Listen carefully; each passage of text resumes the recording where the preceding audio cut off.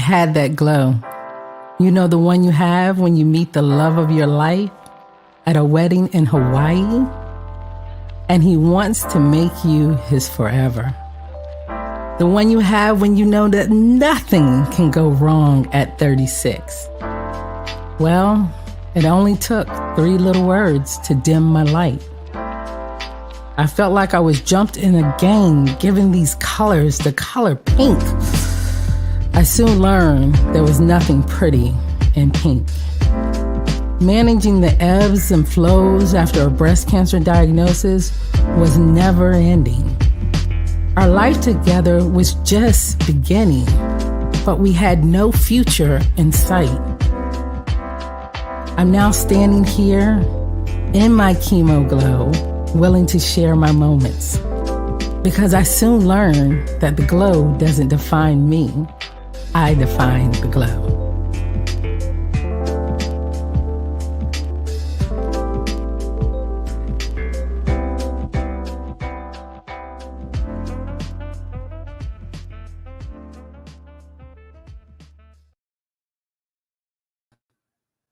Hi guys, welcome to Chemo Glow, where the glow doesn't define me, I define the glow. Did you hear me? I said the glow doesn't define me, I define the glow. If you guys are checking us out on YouTube, I need you to go ahead and hit the subscribe button and the like button.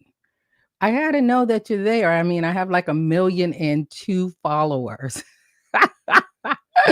So I would like 1,000,003. Can we make that happen? So hit subscribe and hit like. And when you subscribe, you'll see that we're coming on and let you know what we got going on.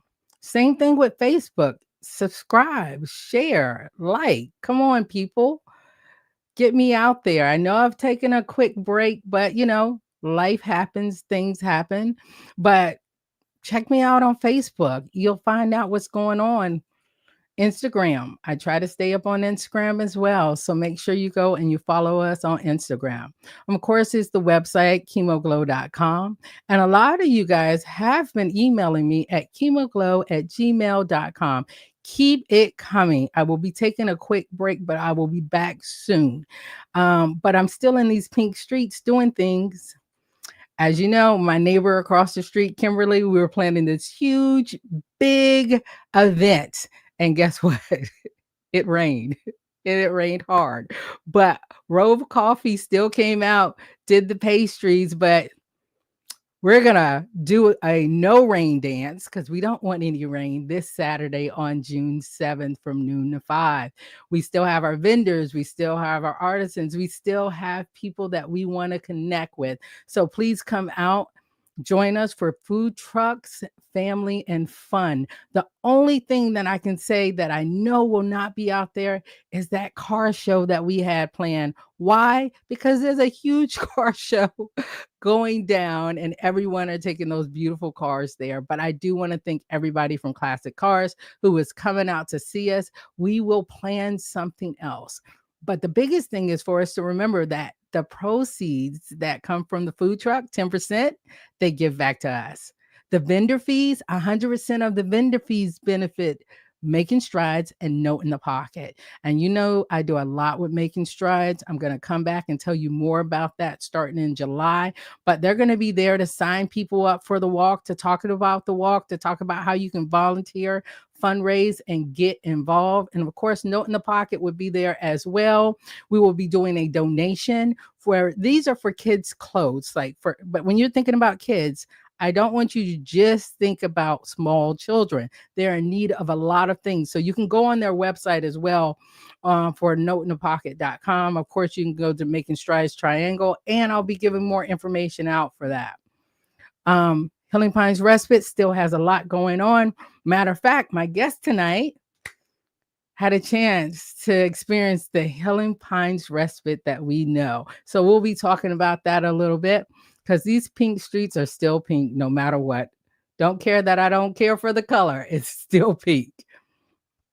My guest next week is Elmo. I told you guys that one is going to be so interesting because I've known her for years. When I first moved to Charlotte and I happened to have a little coffee spot, Elmo would put her stuff up the pictures up in my coffee house.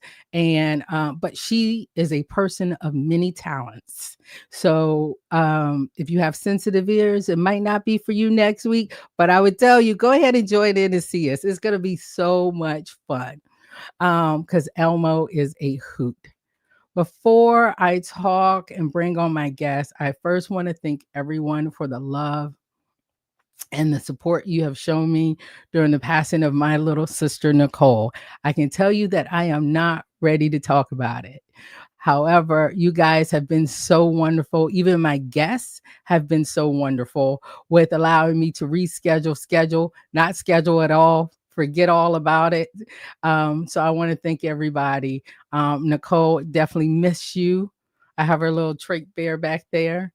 And we'll talk later because I'm not ready, and it's okay not to be ready. But thank you guys for all your thoughts, your prayers. I really do appreciate it. And again, if you guys are already on, I see a couple of people on from YouTube, from Facebook.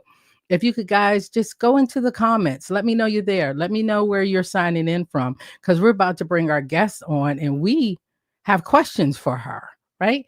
We have questions for her. Beth, she's going to talk about what it means to thrive. And we have already been talking before this session. So I'm just going to go ahead and bring her on so we can chat and get to going because I love what you're wearing. Thank you. How are you doing? I love the colors. I'm great. Oh my goodness. Before we get into everything, just introduce yourself to my 1,000,001 followers. Hi, everybody. I am Beth Burniche. I am, as Eugene said, a thriver, which means I was stage 4 cancer, and I have been thriving with it for 7 years now. 7 years. Oh my goodness. 7 years. And what about your family? Who all joins you in that lovely home of yours? Well, I have my husband, Jim, who is amazing. I probably would not be here without Jim. He does all the heavy lifting when it comes to the childcare, to the house, to taking care of me, to letting me just take care of myself. And then my wonderful son, Nathaniel, he was 1 year old when I was diagnosed. So mom being sick is all he has ever known. Yeah. And he's pretty good with it. I would say the one quirk is because we're so open and honest about my cancer, he will walk up to strangers on the street and just say, my mom has stage 4 cancer. And Oh, people don't know what to do with that. So we're like, I'm trying putting it out there. things to say. I like the fact that you're open and honest about it. I mean, there's so many changes that happens to mom that they're going to see, and how do you explain it? But also, this is all that he knows, right? Yeah, so I think for him, he's dealt with it pretty well because, like you said, it's all he's ever known is mom sick, mom forgetting things, mom wearing funky wigs. Although that's sort of new. The last time I was bald, he was only about 1.5 years old. So except for pictures, he doesn't really remember that. But even now, he's told me he's okay with it. Well, I'm glad to hear that. Now, have you done it? Let's back up. Okay, I'm already jumping because, guys, we were backstage like for 15 minutes talking, and I finally had to say, "Oh, let me pay attention to this clock because we will be having our own little podcast by ourselves." But let's back up and tell me what you were doing 7 years ago when you were diagnosed. Well, like I said, my son had just turned 1 year old, and I was still breastfeeding at the time, although I was starting to have some trouble with my breastfeeding. I had what I thought was a clogged duct that kept coming up. And for people that don't know, a lot of times when you breastfeed, you have one breast that's more of a producer than the other. And my production breast was kind of starting to dry out, and I wasn't sure why, because I was breastfeeding and pumping every day, and I wasn't sure why it was starting to become difficult to get that milk, and I was having some difficulty breastfeeding. And then one day I happened to look at my breast, and it looked like an orange, not in color, but as far as texture. I was like, well, that's definitely not right.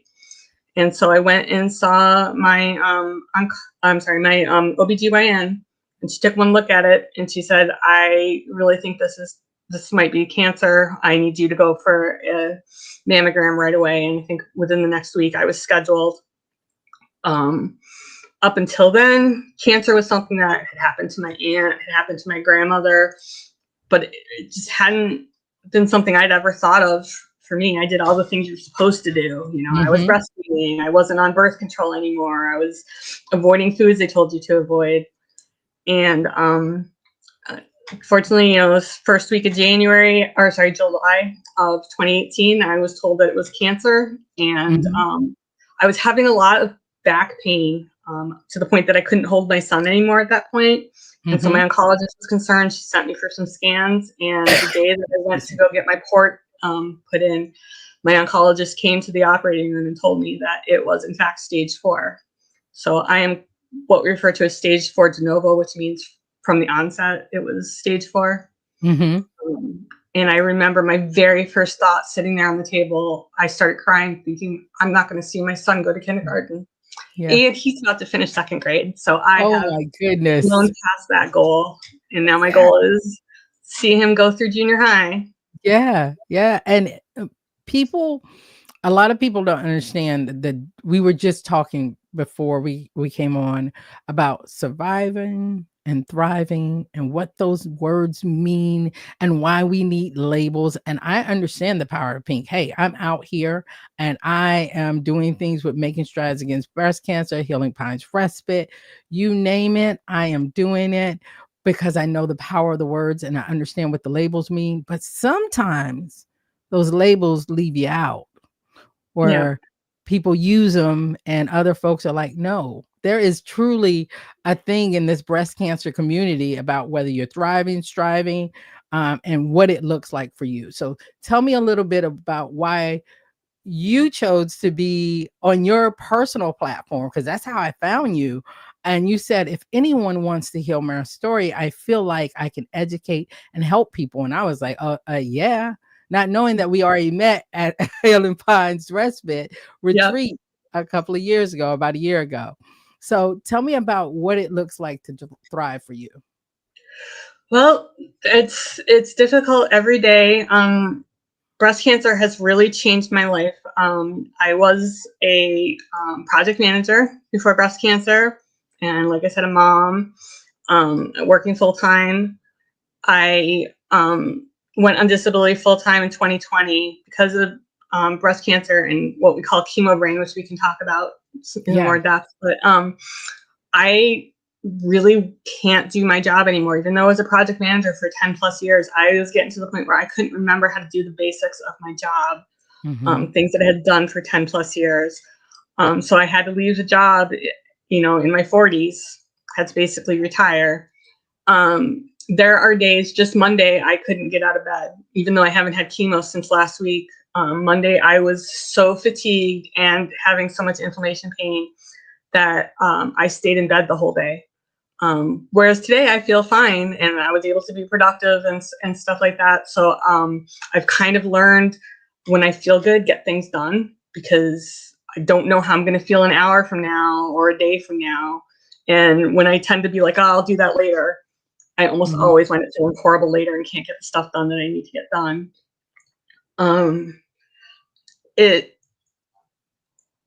We kind of have a saying in that you're only as good as your next scan.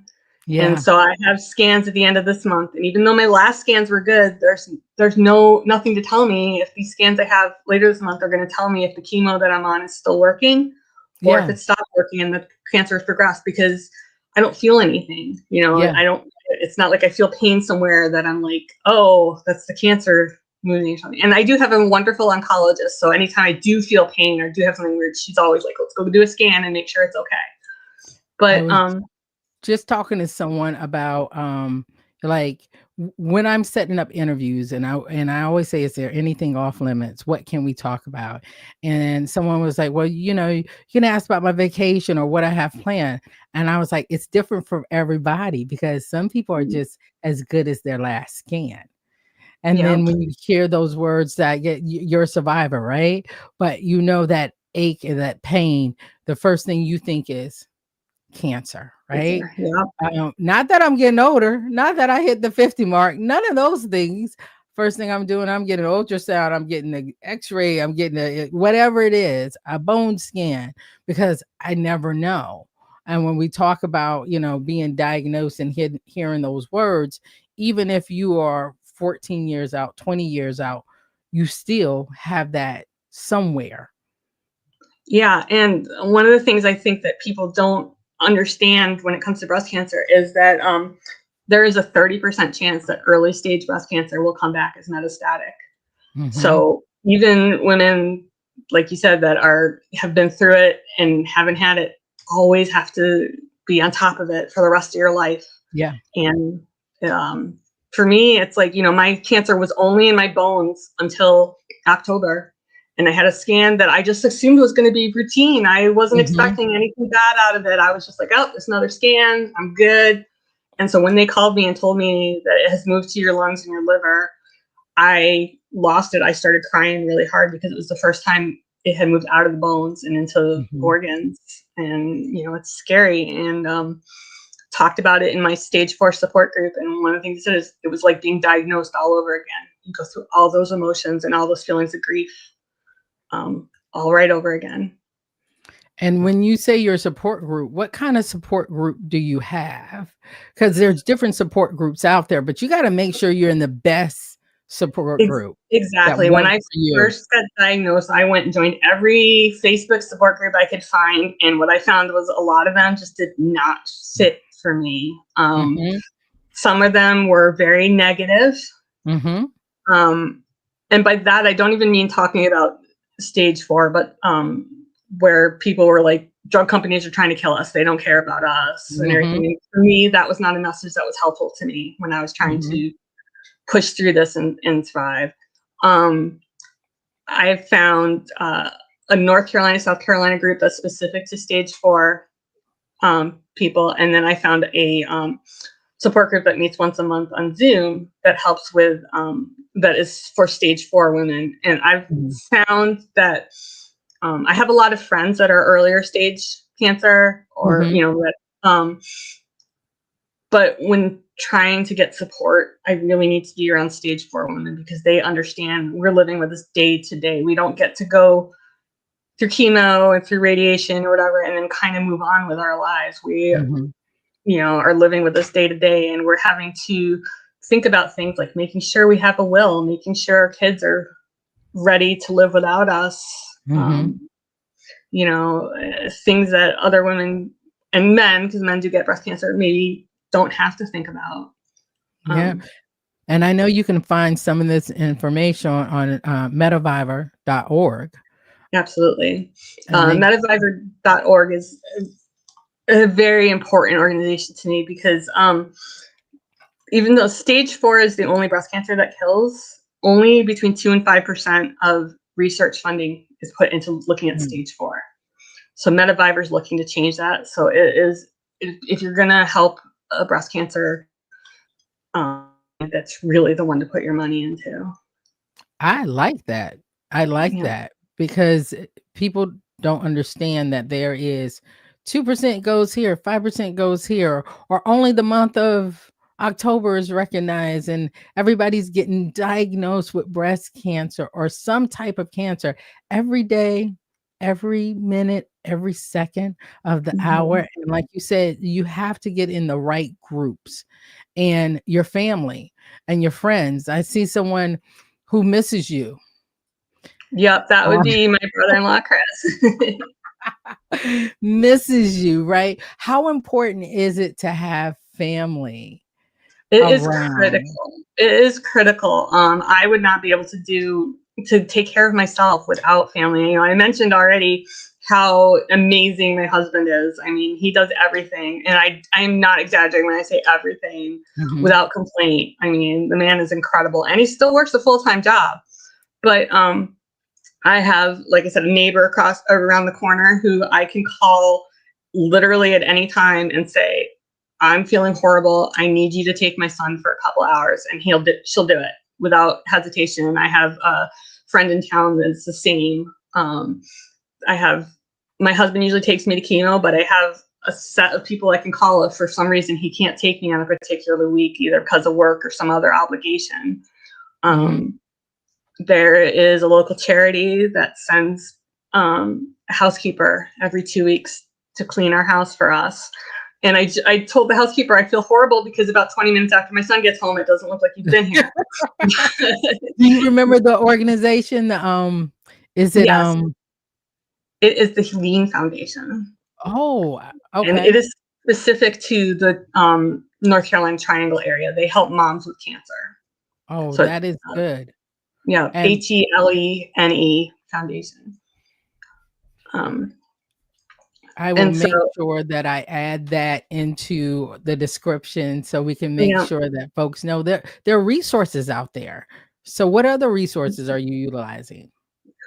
Well, we talked about Healing Pines. That is a Yeah. great that kind of gives women a chance to just kind of get away from cancer for a little bit and just relax. I have done um, two different kinds of retreats with them. I've done spa days, which is what it Mhm. sounds like. You get to go to a spa for the day and you get to get a massage or a facial. You get to choose what you want and you get to kind of just chill out and talk with Yeah. other women that have cancer and have some lunch and Mhm. just not really have to, just be relaxed and get away Yeah. from life for a little bit. And then I've also done a 2-day retreat at Ooh, an amazing, Umstead. Umstead, which was, I looked into it because I was like, oh, I'd love to stay here sometime. It was a mortgage payment for one night. I was like, well, I guess I'm not staying here another time.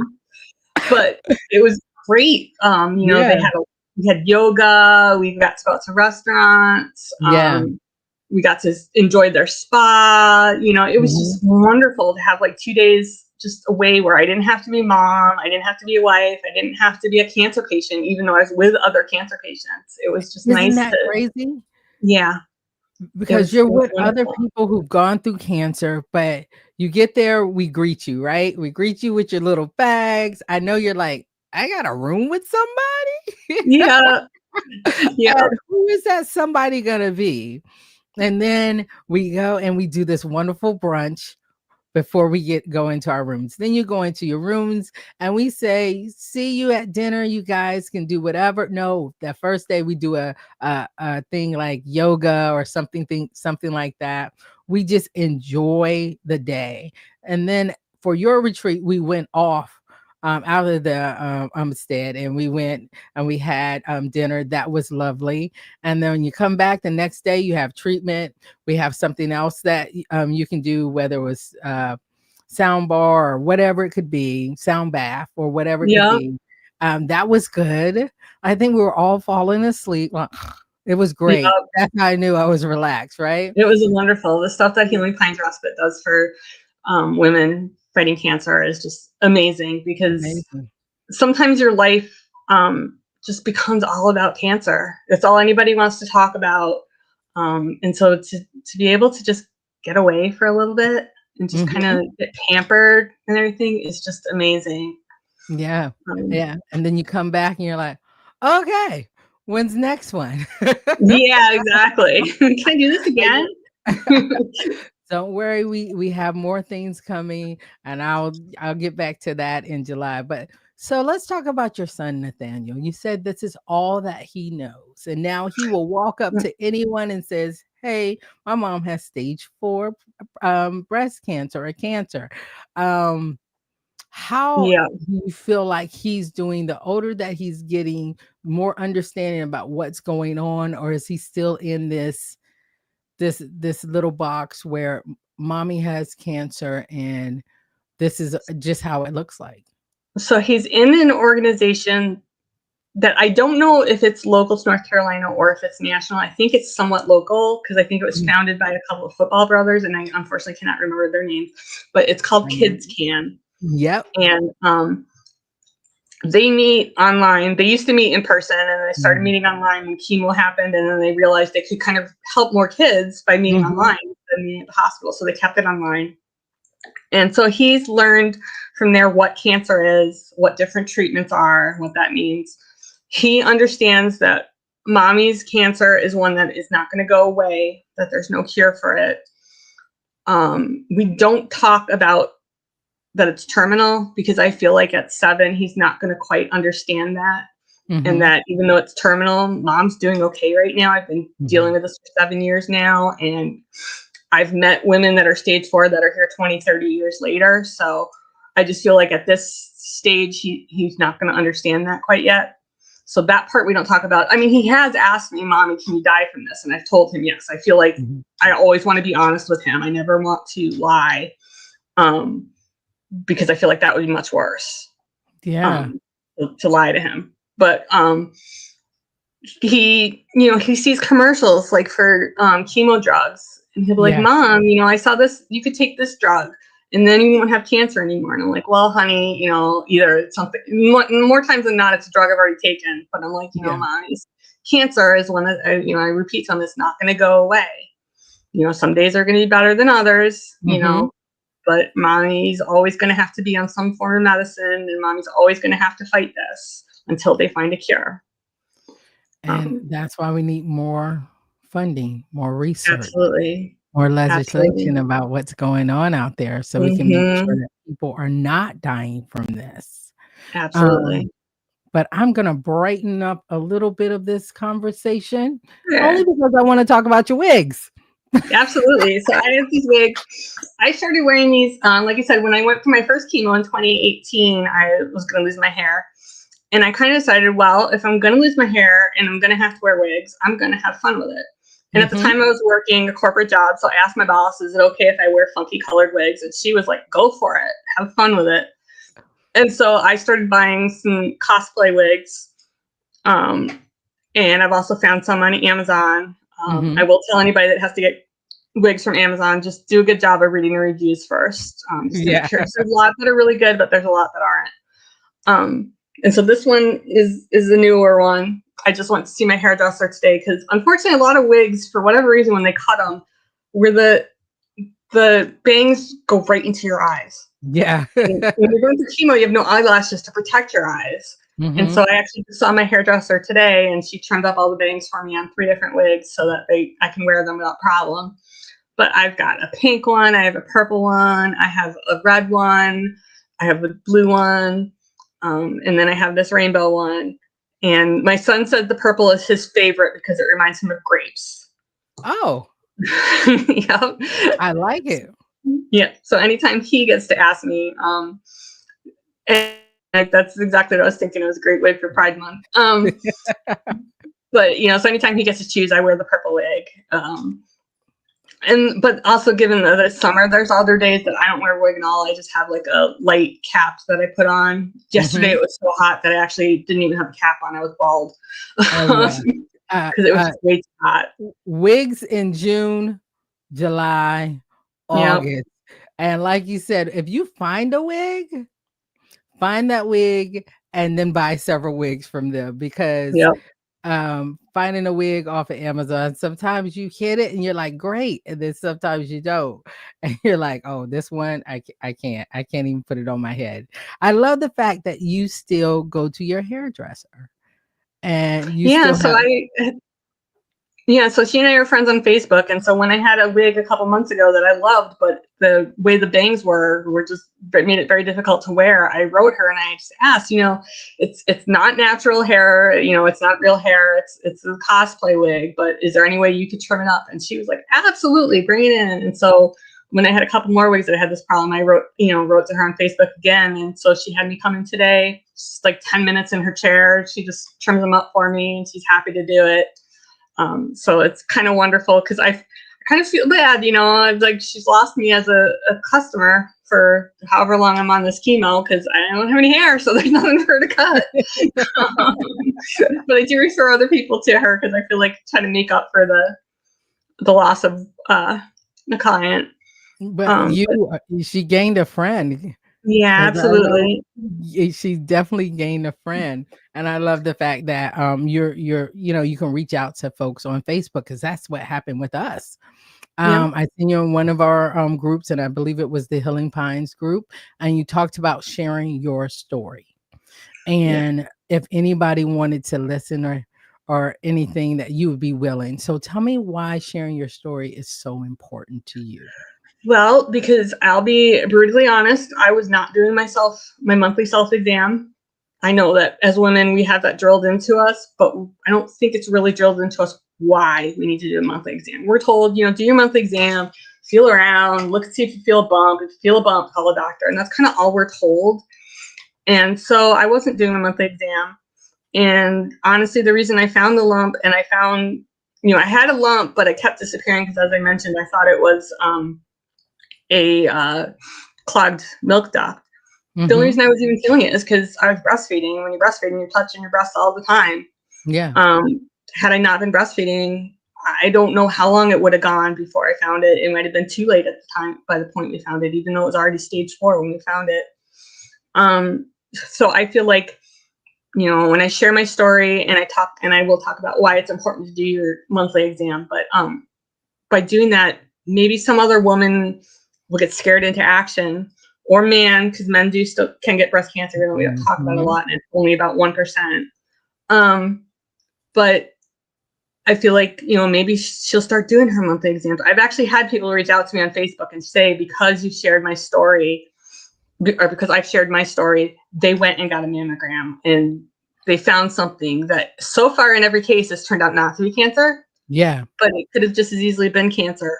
So I am definitely, you know, so to me, I feel like, great, I'm impacting people's lives.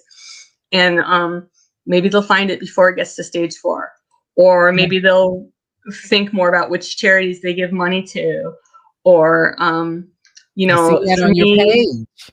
Yeah, I really hate pinkwashing, which is you look at a lot of companies, you know, in November when they sell stuff with pink ribbons on it, and it'll be like $30 shirt, and you'll read the tag and it says we give 2 cents from every shirt to, you know, whatever charity. Yeah. And it's like, in some cases those aren't good charities. Yeah. In some cases it's like, okay, $30 shirt and all you can do is give 2 cents. Yeah. You know, that seems pretty crummy.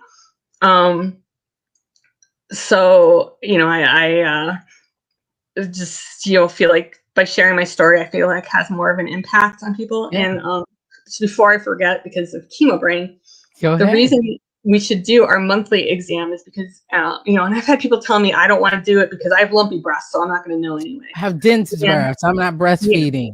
Yeah, exactly. And if you are checking the breast every month, you're going to get to learn what your breast feels like, whether it's lumpy or not. You're going to get to know, okay, these are the 20 lumps I always have.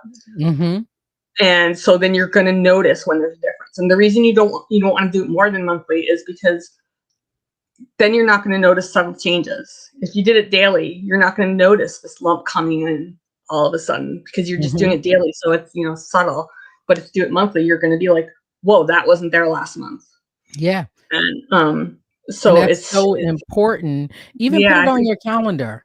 Like absolutely. if you do it on the 1st or the 2nd, if we can put everything else on our calendar, we can put that on the calendar. And it takes minutes, and you can do it in the shower, and, you know, so you can multitask, which is, you know, what everybody loves nowadays. You know, you can do it while you're in the shower. It only takes a couple minutes. It's once a month, but it is so super important, and it literally could save your life. I really just thought the mammograms were enough, you know, and it wasn't.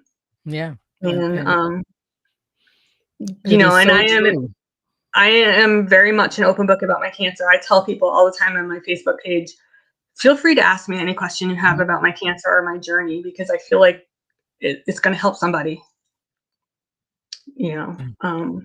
And I know, and that's a personal decision. I know other women that are facing breast cancer that nobody outside, you know, outside maybe their spouse knows that they're, you know, dealing with breast cancer. And it's personal for everybody. Not everybody is as vocal, but that's kind of what I've decided to do with this. I'm like, if I'm going to have to go through this, I'm going to do something with it. I love that the glow doesn't define you. You define the glow. You're defining what it looks like for you.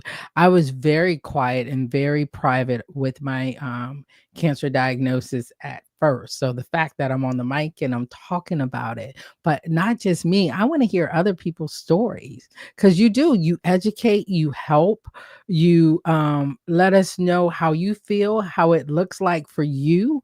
We touched on Chemo Brain, but I want to make sure that people understand, like, Chemo Brain is not just a fog, right? No. Chemo Brain makes it where you no longer can do your job effectively. The thing that they pay you for, you no longer can do it in that way. And how hard is it to say that I no longer am able to do what I was good at? It's hard. It's a huge change in life. To, you know, at so let's see, it's 2020. So I was like 45 to have to basically retire at that age and leave, you know, in some ways it's great. I don't have to deal with morning traffic anymore. So that's wonderful. I'll take it. But have to walk away. And I had an amazing boss. So like I mentioned, last year, I couldn't remember how to do things that I had done for 10 years. And so she actually had assigned somebody to work projects with me to take notes and help me remember to do stuff. I mean, that's Wow. incredible and wonderfully supportive. And I'm very grateful for that. But it just got to the point where I just couldn't do it anymore, physically or mentally. And with chemo brain, like you said, it's way more than just a fog. I can't think of words a lot of times. I forget, even with having things in my phone, I will still forget things. I have to multiple times a day check my phone to see, do I have an appointment coming up? Do I have a phone call I need to make? Something like that. I'm constantly having to make notes to make phone calls. Any subtle change to my routine, and I forget to take medications that I need to take. So my husband tries to be good about making sure, checking me, did you take this? Did you take that? Because it just completely will throw you off. My brain just does not work. I, forget names of people. I sometimes forget what they look like. Like I'll have to, thank goodness for Facebook, like you said. I mean, you can't say how many times I'm going to meet somebody and I'll have to like look at their Facebook page to be like, okay, what do they look like? I know I've met them before, but I'm not going to remember. Or remember their names. Or, my son has kind of learned if something's important to him, make sure you tell mom a bunch of times. So like he just finished up doing an after school program in soccer. Today was his last day. And he really wanted to go get a smoothie afterwards. This was a couple weeks ago. And so he made a point of telling me multiple times, even that morning leaving up school, Mom, don't forget, I want to get a smoothie after, because he's just kind of learned mom forgets stuff. And he sometimes gets frustrated with me. He's 7, so he's very compassionate. He's very understanding, but there's times where he gets mad at me because he's like, Mom, I told you this. Why don't you remember? And I have to apologize and just remind him that my brain just doesn't work anymore. It's very frustrating. And sometimes it's very upsetting to me, even though I know people are understanding. I had a friend that had surgery and I knew she had surgery. And then I saw her like a couple weeks later at an event. And it wasn't until like 3 hours later when I was at home that I realized I never asked her how she's doing, and it made me feel awful because even though I know she understands and she's not going to hold it against me, I feel bad. That, and so I wrote her and I'm just like, please don't misinterpret this as me not caring, because I do care deeply. I just, a lot of times my things don't fire off until much later. And people, it doesn't just affect you, it affects your friends and family around you. In our first email, you was like, excuse me, chemo brain. And I was like, I get it. Take your time. But even though I say, I get it, take your time, that doesn't change how you feel about what's going on and what you're trying to say, or how you're trying to remember things. It still bothers you. So you have to take care of yourself and you have to be kind to yourself, give yourself some grace, but you still have those moments, right? Yeah, absolutely. You still have those moments. And with your husband, how has he adapted? Because you said he is the best, the best, the best. I love to hear that. Yeah. I have one of those at home. He's the best, the best, the best. He is. But how has he adapted? Because his life has changed as well. So he works from home almost every day, except for, there's sometimes when he has to go in the office for certain testing and things like that. But otherwise, most of the time he works from home so that he's here when I need him. He, like I said, takes me to his chemo. So he's sitting there in a chair with his laptop doing his work while I'm, more times than not fast asleep in my chemo chair, because they give you a Benadryl, and even though they swear it's like the Benadryl at home, it still knocks me out. It is not. That is some good sleep right there. He has learned what he can about cancer and about alternative medications and things like that to help me, and supplements and things like that that can help me with a lot of the side effects I get from chemo, which Yeah. sometimes they have medication for and sometimes they don't. And Yes. so then, he's kind of done a lot of research. So like, if you take this will help you with that side effect, that sort of thing. He has, like I said, he does most of the housework. He Mm-hmm. does all the outside work.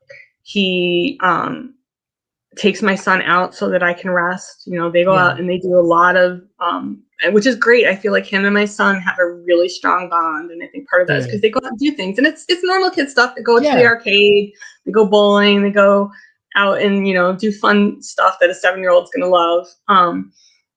But it gives me time to just kind of chill out for a Yeah. little while.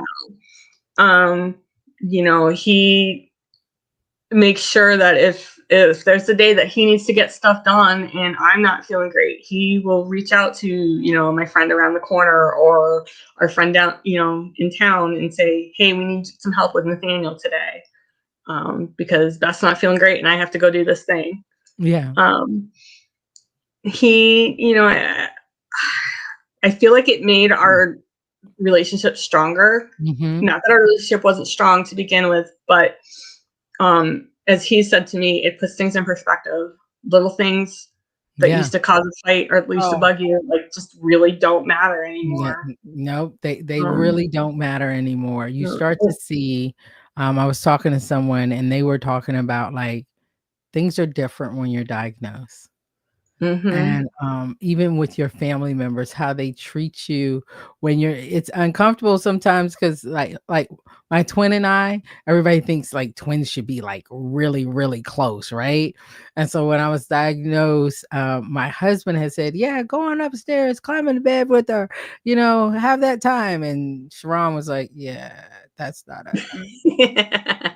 But now, like, unfortunately, my sister just passed away, and we were in Nicole's bed in her pajamas on the front porch drinking coffee. Like, life and changes will make you change how you see things, how you react to people, how you brush stuff off, how certain things don't matter anymore, and you start Absolutely. looking at what's important. Now, every day, do you remember that? No. Every day No, you don't remember that. no, but I think like it's made me a different parent than I might have been, and not just because I'm not working. So I get Mm. to, I was talking with somebody just last week, and she was not a cancer patient. We were just Yeah. talking, but she asked me, well, what are some positives that you got out of cancer? There must be something. And I said, well, one of it is that because I'm not working, I get to do things with my son that I wouldn't normally get to do. Like, he had a book fair a couple weeks ago. I got to go to the school and go shopping with him at the book fair. He's got his field day next week. I can go and watch him participate in field day.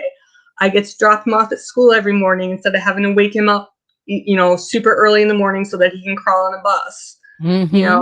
So and I, in some ways, spoil him. I'm the mom that says yes a lot more than I say no, but I Mhm. also feel like I don't know how much time I'm going to get with him. So I want to build, do some fun things, that him and mom got to do, type of thing. When I was diagnosed, my husband and I decided right away, we're going to go out and live life to the fullest. We do vacations every year, which we weren't doing before. Mhm. You know, there's a comic video game convention Yeah. in Alabama that I'd always wanted to go to because a bunch of my online friends always went to it, and I finally went. Oh, So now we've gone wow. a couple times. Because I was like, let's just go. Yeah. We go on cruises every year. We try and do fun stuff with my son that maybe we wouldn't have had time to do if we were both working out of the Yeah. house all the time and stuff. We're just we decided, let's make as many memories as we can so that if I'm not here in 5 years, there's a lot of memories. There's a lot of happy times to remember. There's a lot of pictures of those happy times to look back on instead of just mom was always sick, Yeah. It's the you little know. things.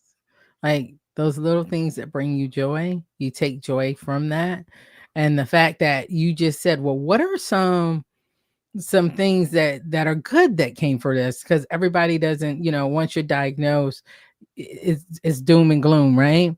But there Mhm. are some things that you can take from this. Um, And I love the fact that you're doing those vacations, you're spending that time, you're finding that joy, and having that bond is so important. So your husband, Jim, hats off. Hats off. Let's see, we have a couple of comments. Some of them I've already shared.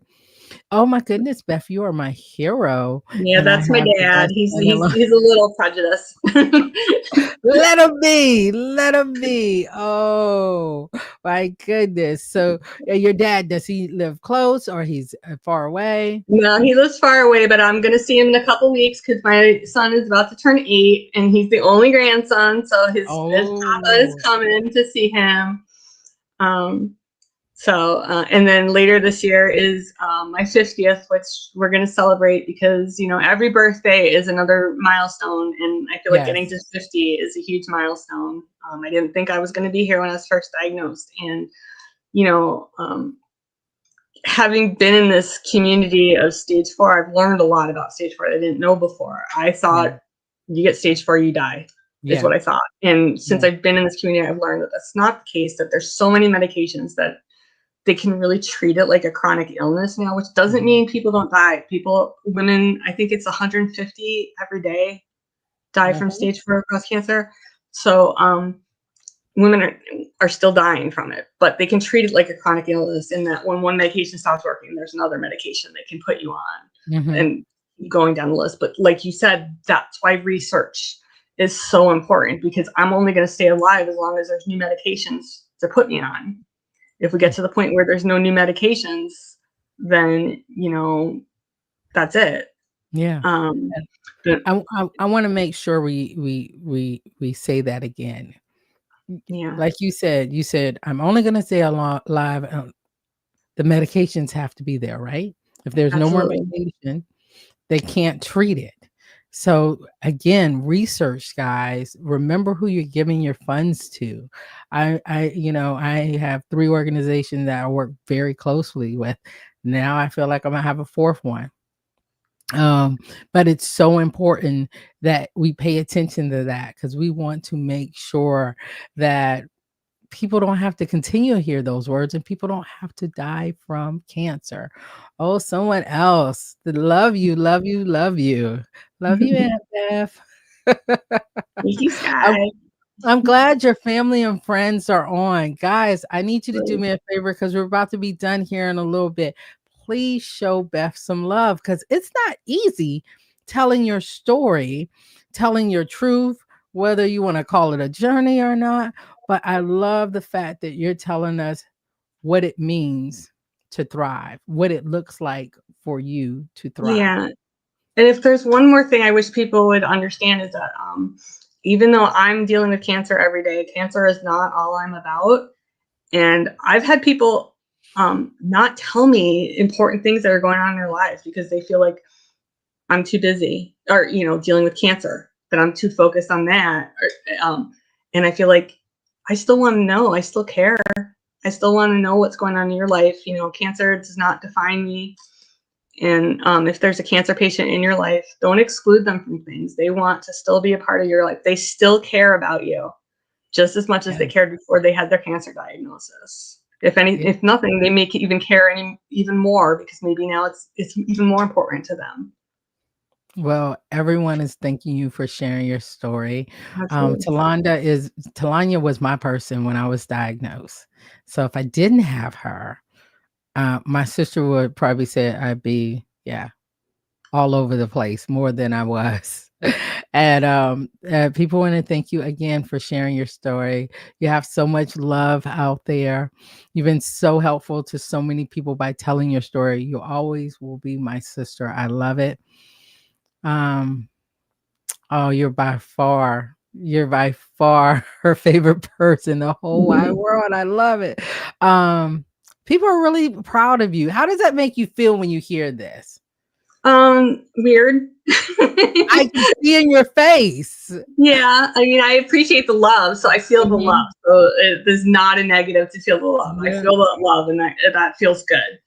yeah, But I don't like being called a hero or that I'm brave, because I feel like um, I'm not doing anything different than other people would in my position. And I don't mean by sharing my story. Like I said, that Yeah. is different. You know, some people don't do that. But by fighting, it's like I think people don't realize until they're put in that position that you did the treatment too. You put up with the bad days. I just did a research on a drug today, a Mhm. research study today on a drug. And I said to the person getting the research, we were talking about side effects. And I said, you know what, as long as this drug is working, I'm willing to put up with these horrible side effects. Yeah.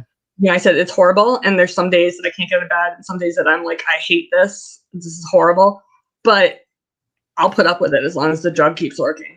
As You long as know? the drugs keep working. And that's why Mike said that you are his hero. You're not giving up. That is the whole thing.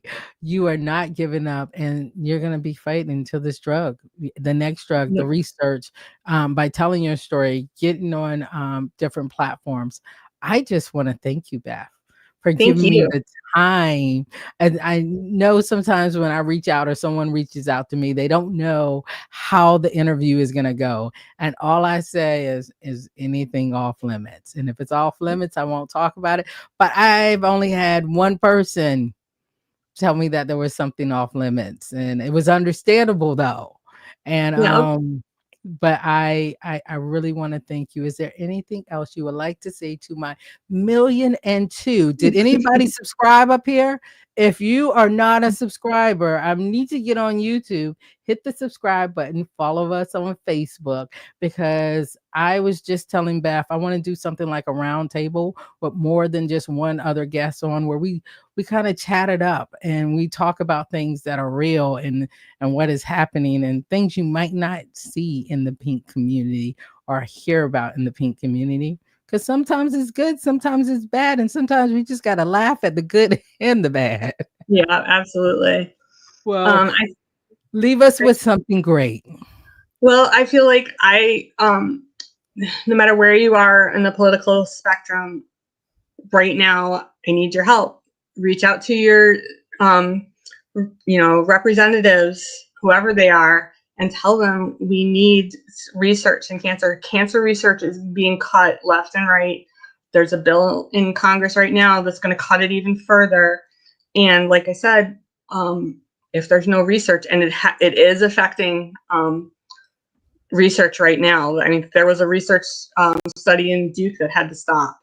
And there's one at breastcancer.org that they were talking about that had to stop. And unless there's research being put into new medications and new treatments, because it's not all just drugs, women like me will not survive because we're going to run out of drugs to use. So lives are literally on the line. So please reach out to your representatives and tell them they need to support cancer research. Exactly. And on that note, I want to tell you thank you, Beth. Thank you And for giving me the opportunity to share my story. oh, I love it. I love it. I love it. We'll hang out backstage. I'm going to go ahead and close this out. Wait, before I put you backstage, let me make sure I got everybody. Yes, everybody. You're a hero. You love you. Thank you. I'm about this. I am going to give you all this love before you get off. Just in case you missed it. All the way from your dad, all the way from Long Island, all the way from Fayetteville, all the way from Georgia. Like all these people are saying hi. And Thank you so much, everybody. I just want to say thank you as well. As Beth goes backstage, I want to thank everybody for coming on and joining me today. One of the things that I really want you guys to remember is the reason why the glow doesn't define us. We define the glow. When people come on different platforms to talk about what they're getting out of this thing we call cancer, it might look different for different people, but I never know who I'm going to touch. And that's why I'm going to continue to do this. Next week, excuse me, guys, I got a little tickle in my throat. Next week, June 11th, 8 p.m., Elmo, her name says it all. You guys got to join me. I've been knowing her for a while, and she is a hoot. So make sure you come out and join me. And again, thank you so much for the love, the support, and the prayers for my sister, Nicole Nisi. I will be taking some time off in the month of June and July, and you'll see me back here popping in probably mid-July. yeah, I'm just going to take some time. That's what I need to do. But again, thank you guys for coming out. I appreciate it. Remember that the glow doesn't define me, I define the glow. You guys have a good one. Peace.